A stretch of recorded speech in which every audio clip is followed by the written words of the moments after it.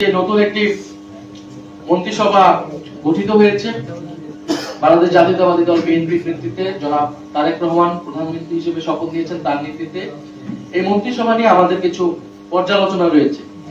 কারণ স্বাভাবিকভাবে আমরা আশা করেছিলাম যে এই মন্ত্রিসভা বা যেই জিতুক না কেন এই নির্বাচনের মাধ্যমে তারা পরবর্তী যে সরকার নেতৃত্ব দেবে, মন্ত্রিসভা গঠিত হবে, তা নতুন বাংলাদেশের যে আকাঙ্ক্ষা, সংস্কারের যে আকাঙ্ক্ষা, পরিবর্তনের আকাঙ্ক্ষার সাথে সামঞ্জস্যপূর্ণ হবে।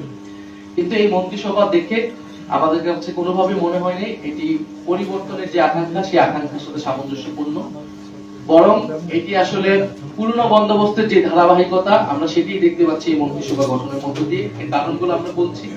প্রথমত, এই মন্ত্রিসভায় আঞ্চলিক ভারসাম্য রক্ষা করা হয়নি। আপনারা জানবেন যে 25টি জেলা, সেখান থেকে কোনো মন্ত্রী বা প্রতিমন্ত্রী করা হয়নি, অর্থাৎ সেখানে একটা আঞ্চলিক বৈষম্য রয়েছে স্পষ্টভাবে।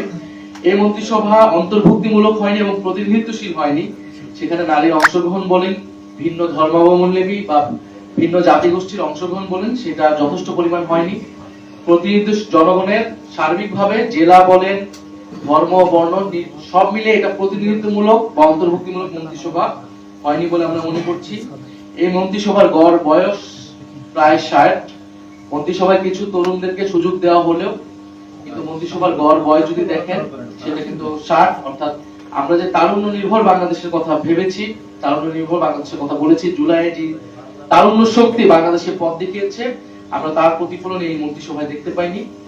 সবচেয়ে অ্যালার্মিং যে বিষয়টা, এই মন্ত্রিসভায় প্রায় 62% মন্ত্রী বা প্রতিমন্ত্রীগণ তারা ব্যবসায়ী, অর্থাৎ অর্ধেকেরও বেশি হচ্ছে ব্যবসায়ী। ব্যবসায়ী হওয়াটা অপরাধ নয়, কিন্তু এটার যেটা বললাম যে প্রতিনিধিত্বমূলক হওয়া উচিত, রাজনীতিবিদ এবং বিভিন্ন শ্রেণী পেশার মানুষ থাকা উচিত। কিন্তু যখন আপনি 62% অর্ধেকেরও বেশি ব্যবসায়ীদেরকে মন্ত্রিত্বে দিবেন মন্ত্রী প্রতিনিধি হিসেবে, তারা ব্যবসায়ীদের স্বার্থ রক্ষা করবে, জনগণের স্বার্থ রক্ষা করবে না।